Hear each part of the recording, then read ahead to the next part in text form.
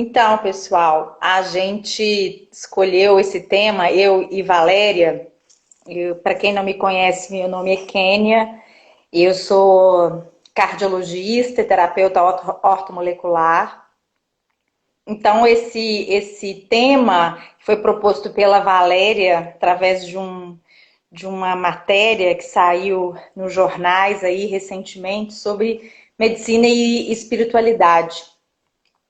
E isso, eu não sei se eu xinguei a Valéria ou se eu agradeci ela, porque o tema é maravilhoso, né? Mas é muito, é assim, eu falei, não, gente, como é que pretensão a nossa, né, de falar sobre isso? Mas enfim, é o que pauta a nossa história de vida e a nossa prática, né? A gente sempre está com essa missão aí, esse propósito de trazer uma nova maneira, né, de provocar e não é nova, né, gente? Vamos falar assim, não é uma coisa nova.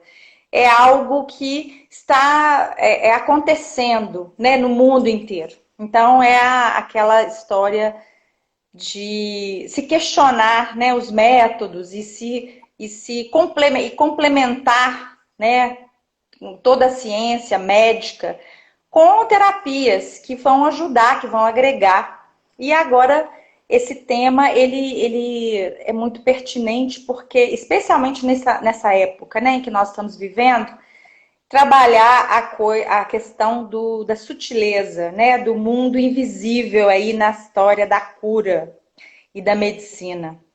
Então, Valéria, vai aí. Então, eu adorei a sua revelação. Eu não sei se eu digo, se eu agradeço.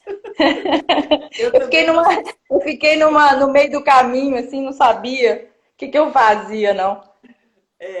Eu também, quando eu vi aquela matéria e propus, eu achei que realmente o tema é maravilhoso, mas é um tema tão vasto, né, tão amplo e tão. Para esse momento é o que realmente a gente precisa de escutar um pouco, de refletir. Mas tem uma coisa, né, Kênia, que a gente também quer nesse momento, a gente pretende com esses encontros, juntos, né, quem está do lado de lá, nós duas, e os alunos, os seus pacientes, os amigos, a família, é que a gente junto possa fazer pequenas reflexões, né? Então, assim, na hora que eu comecei, a gente começou a discutir, eu falei, nossa, uau, é realmente muita vastidão para um pequeno momento, né? Mas eu Sim. acho que, assim, o que a gente quer realmente, né, Kelly, assim, é que a gente possa inspirar as pessoas a refletir sobre esse tema. E quando as pessoas comecem a refletir, fazer uma pequena reflexão sobre o tema, todos nós que estamos aqui falando, estudando, conversando a respeito, nós podemos começar um caminho de pequenas transformações no dia a dia. E eu acho que essa é a nossa proposta, né? Com esses encontros, que a gente possa refletir, discutir e começar com pequenas ações mais conscientes a partir dessas reflexões. Então, ao mesmo tempo que é muito desafiante, é muito gratificante a gente estar aqui junto esse horário, né, nesse espaço e tempo tão desafiante que nós estamos vivendo. E eu acho que é assim mesmo. A gente, cada semana, cada mês, cada dia, uma vai provocar a outra e nós vamos juntos refletir com essas provocações que chegam até nós, né? E para quem não me conhece, eu sou Racev, meu nome é Valéria, meu nome civil, e eu sou professora de yoga, sou terapeuta. Eu queria propor para vocês, nós estamos com um grupo maravilhoso aí nos acompanhando, eu queria propor para vocês, assim, realmente, a gente poder assentar ou na cadeira ou na almofadinha, onde é que vocês estejam, para colocar a coluna bem reta, né? O queixinho encaixado assim para dentro. E por alguns segundos, feche os seus olhos e comece a observar você. Olha você nesse tempo, no aqui, no agora, se seu pé está no chão, ou está numa almofada, ou de pernas cruzadas. Observe você como um todo. O seu peso na cadeira, na almofada. Observe a sua temperatura. Feche os seus olhos. Observa também esse ar que entra e esse ar que sai. Traz para você a sua presença. Independente do dia que você teve, do que você está vivendo agora, traz todo o seu foco para a sua respiração e para o seu corpo. E delicadamente, vem inspirando pelo nariz, pelas narinas, e abre a boca só um pouquinho assim. Inspira pelo nariz, pelas narinas, e delicadamente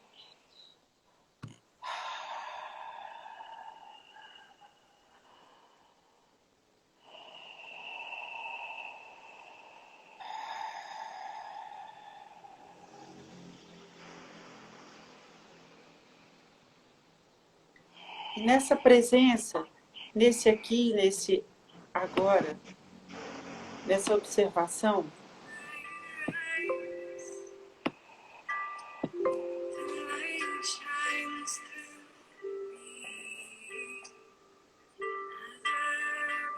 independente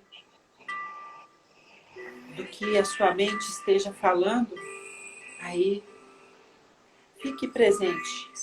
Volta para você. Volta para o aqui e para o agora.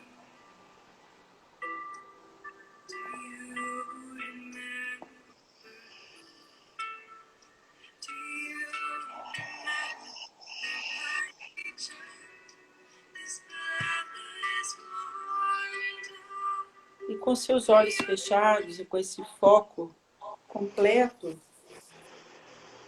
na sua respiração e no seu corpo, eu queria pedir licença para contar uma história para vocês. É uma história das pérolas. Nós sabemos que as ostras, elas formam mais ou menos em torno de 3 anos, um grãozinho bem pequenininho, que é muito precioso, chamado pérola. Mas para esse grãozinho precioso ser formado, ele precisa de uma pequena cutucada, ele precisa de um estímulo. Essa pérola, esse maravilhoso grãozinho, ele nasce a partir de uma defesa da ostra. Quando a ostra abre um pequeno orifício, nem toda ostra faz isso, mas quando a ostra abre um pequeno orifício, uma pequena abertura, lá dentro entra ou um grãozinho de areia, ou um pequeno parasita, ou um restinho de alguma coisa do mar. E aí, o manto que cobre, né, por dentro dessa ostra, ele começa a reagir. E ele começa a criar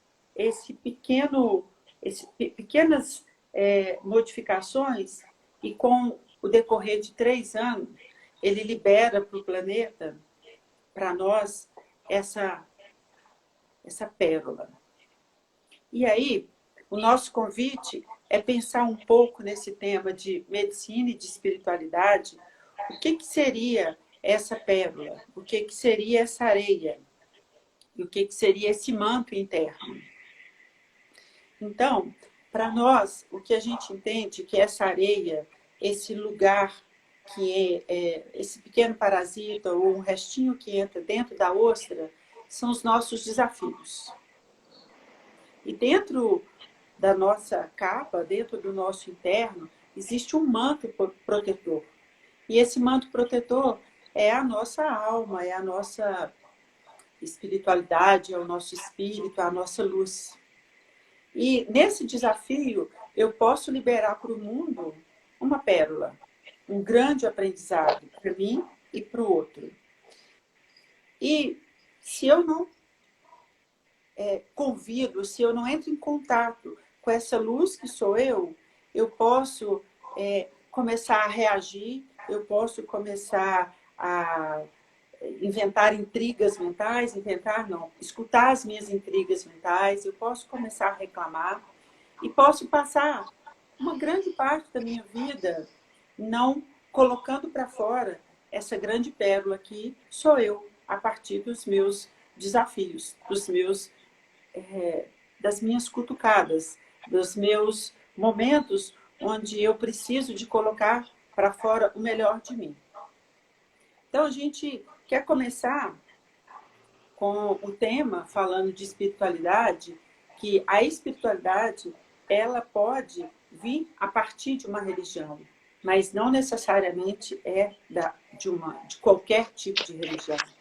A espiritualidade, ela nasce, a maturidade espiritual, ela nasce a partir do momento onde eu me reconheço, onde eu olho as minhas emoções, eu sinto as minhas emoções, eu não nego nenhuma emoção, né? E olho para aquele desafio e começo a criar pérolas. E esses desafios, eles vão me fazendo ficar cada vez mais maduros, esses desafios vão me fazendo ficar cada vez mais espiritualizado.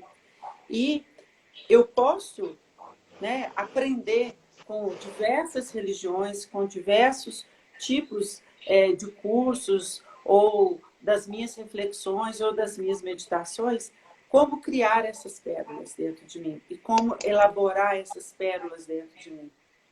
Então, hoje, quando a gente vive nesse mundo cheio de desafios, a gente começa a pensar quais são as minhas ações que eu preciso bordar, elaborar, produzir para que eu realmente crie pérolas, para que eu reverbere para esse planeta, interno e externo, essas pérolas. Então, eu acho que a gente poderia começar o assunto de espiritualidade por aí. O que você acha, Kênia? É isso mesmo, é essa a ideia, né? O propósito de estarmos aqui, né? A medicina, então vou contextualizar um pouco a relação da medicina com a espiritualidade. Isso não é... A medicina, ela veio junto com a espiritualidade, né? Enquanto o homem, ele povoou o mundo, né? O planeta, a medicina era ligada, atrelada à história do ocultismo, enfim, das forças, né, invisíveis, desde dos relatos que a gente tem há mais de 10 mil anos. Os curandeiros, os sábios, os sacerdotes sempre utilizavam de rituais de cura, né? E a partir do ponto em que entrou na medicina, a medicina clássica, ela trouxe o materialismo. Então, que a medicina clássica, ela vem da Grécia, né? O pai da medicina clássica é Esculápio, né? É o deus da medicina, o deus grego da medicina, e isso criou um símbolo, que é o cajado de Esculápio. O símbolo da medicina é aquele cajado, que significa a árvore da vida, envolto em uma serpente. Vocês lembram desse símbolo? Uhum. Todo símbolo, emblema do médico, ele vem com o cajado e com a serpente. E a serpente, ela é um símbolo do desconhecido. E é também o símbolo do poder no mundo dos mortos. Então, isso ficou da medicina antiga, né, da medicina ancestral, dos curandeiros, dos sacerdotes, até a medicina clássica, grega, até chegar na Idade Média, onde a medicina, ela foi essa história desde a Grécia mesmo, o Hipócrates já falava, né, para as pessoas, para aqueles que se envolviam na história da cura, para retirar todo o obscurantismo, todo o subjetivo, toda a filosofia e trazer aquilo para o materialismo. né? Então, quando o Chay chega até a Idade Média, onde a medicina ela foi meio que controlada pela a ciência, né? Que estava incipiente nessa história do materialismo, ela foi controlada pelas religiões. Né? Era proibido o pessoal fazer estudos em cadáveres. A gente vê, tem filmes interessantíssimos que os médicos que queriam se especializar em anatomia, eles tinham que roubar, às vezes, os cadáveres. Não era proibido, o corpo era algo sagrado. Né? Então, à medida que a medicina, o tempo avança, no Renascimento vem a história da ciência, que é uma arte de observação.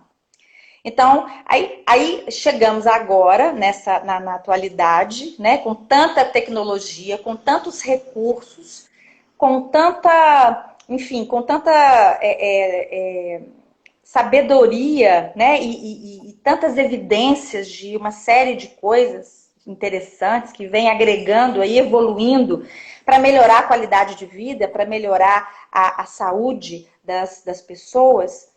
E hoje, com todo esse arsenal, ainda falta alguma coisa, né?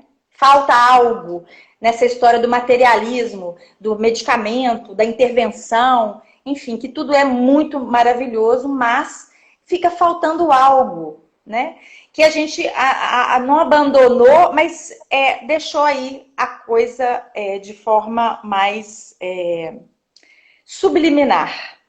Então, a medicina moderna, ela reagrega hoje a história das sutilezas, né, dos sentimentos, do que o sistema de crenças nosso significa para nós nos nossos mapas mentais, no nosso estado emocional e espiritual. Então, a medicina complementar, ela vem agregar a espiritualidade em universidades, enfim, em hospitais, há quase mais de 20 anos. Né? Eu me lembro, a Valéria contou uma história, eu também vou contar uma historinha pequena para contextualizar mais uma vez essa história do médico investigando a questão espiritual. Então, há mais de 20 anos, um cardiologista fez um estudo muito pioneiro sobre a cura pela oração. Então, ele pegou um grupo de pessoas que estavam internadas com infarto no CTI, nomeou essas pessoas, entregou para um grupo de oração que não conhecia nenhuma dessas pessoas, e esse grupo trabalhou em oração para esses pacientes internados no CTI, e isso foi paralelo a um grupo controle que estava no hospital que não recebeu as orações. As pessoas que faziam esse trabalho à distância, né, não eram nem no mesmo local, nem presencialmente, ele compilou esses dados e viu que essas pessoas que receberam essas intenções, as orações, elas tiveram alta mais precoce, menos complicação e menos mortalidade. Esse trabalho ele foi um marco assim, nessa história aí do mundo invisível que mantinha, né, essa questão aí da cura nessas pessoas que receberam essas orações. Então, pessoal, a gente chega hoje, essa semana, alguns dias atrás, a Sociedade Brasileira de Cardiologia publicou diretrizes para o apoio espiritual dos pacientes, especialmente, né, na questão da cardiologia, na especialidade, porque a Sociedade Brasileira de Cardiologia tem vários departamentos, e tem um departamento que se chama GENCA, que é o Grupo de Estudos de Espiritualidade e Medicina Cardiovascular. Então, esse pessoal compilou, novamente, muitos estudos, muitos trabalhos que comprovam cientificamente que a prática o estímulo de sentimentos como gratidão, como perdão, como compaixão, tem um efeito na prevenção e na cura das doenças cardiovasculares. Então, com essas evidências, eles normatizaram um protocolo de como o médico pode abordar no consultório esses assuntos que até então estavam um pouco... É claro que a gente faz isso o tempo todo, né? E se envolve nas questões, no sistema de crenças, nos hábitos, enfim, naquilo que o paciente, que é mais caro para o paciente, que é mais importante, e leva isso também hoje de forma objetiva, complementando o tratamento sem deixar de lado nenhum tipo de abordagem materialista, né? Como a medicina traz a medicação, as intervenções, as cirurgias, as tecnologias, todas elas se complementam e a gente hoje oficialmente agrega, né, as questões aí do nosso sistema de crenças mentais e nossas emoções, a maneira com a qual cada um leva, né, e se relaciona com a sua vida, fora e dentro. Então, a provocação é essa, né? É uma provocação, né? Hoje eu acho que isso tudo traz para a gente um respaldo muito grande. E traz para o profissional médico também uma tranquilidade de poder lidar com isso dentro do consultório. Isso é muito, muito bacana, né? Isso é um negócio que vai trazer para a gente um salto, né?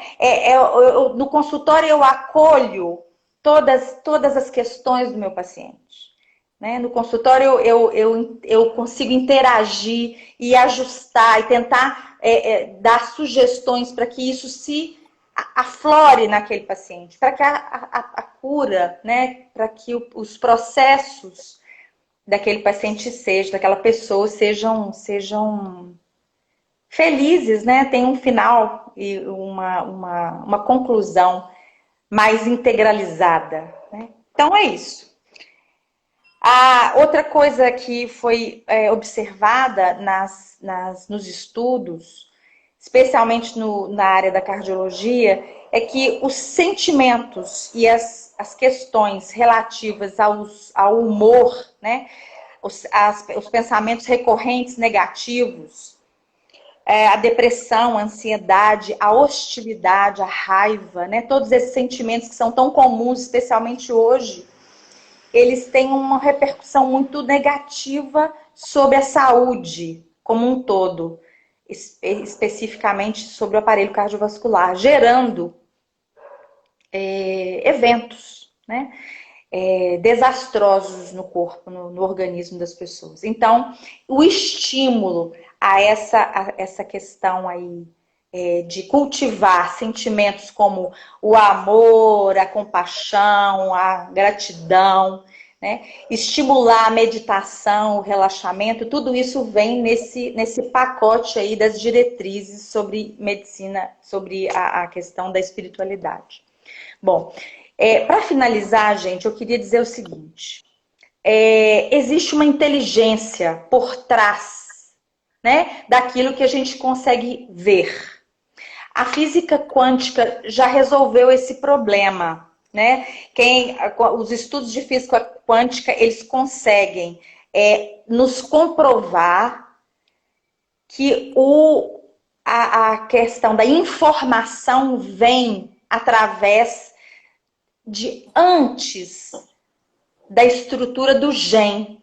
Então, a nossa configuração genética, ela tem uma orquestra por trás dela.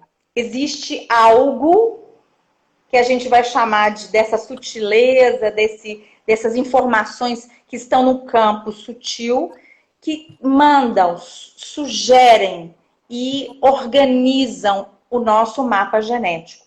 Isso a física quântica já consegue identificar. Existe um cientista japonês chamado Masaru Emoto que mediu, fotografou a memória nas moléculas de água. Então, antes de haver uma organização celular, antes de haver o gene, o núcleo da célula, uma estrutura, existe uma inteligência que traz uma informação nas moléculas de água. Então, vocês imaginam. Tem um campo aí, uma vastidão aí de informações que nos chegam a todos os momentos e com as quais a gente tem que lidar sem saber exatamente o que isso, né, onde isso nos afeta.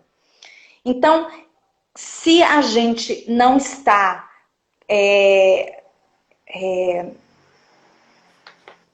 em contato com isso, ou seja, a gente não tem essa consciência, a gente não entende que essa inteligência existe e não se conecta com ela, é como se a gente estivesse à mercê, né, das coisas, dos acontecimentos. E como a maioria ainda está. Então, a nossa preocupação e nosso propósito com esse trabalho que a gente está fazendo aqui é buscar, né, buscar o entendimento dessa inteligência que está num nível invisível ainda, né, para nós. E que a gente pode se beneficiar dela se a gente tem essa conexão, né, no campo sutil, no campo espiritual. Então, fica aí essa mensagem, né, essa observação enfim, vamos nos conectar com isso, com essa inteligência que está a nosso favor, né? Então, vamos nos colocar com bons sentimentos, vamos nos colocar com boas práticas, né? Vamos colocar em relaxamento, em meditação, para que a gente possa ativar essa inteligência cada vez mais no nosso corpo, para que as nossas doenças tenham um desfecho, né, diferente. Então é isso. Então, só para complementar e abrir para perguntas, é claro, né? Tem uma parte que São Paulo fala assim: espiritualidade é a gente ultrapassar os limites da matéria e buscar aquilo que vem do alto.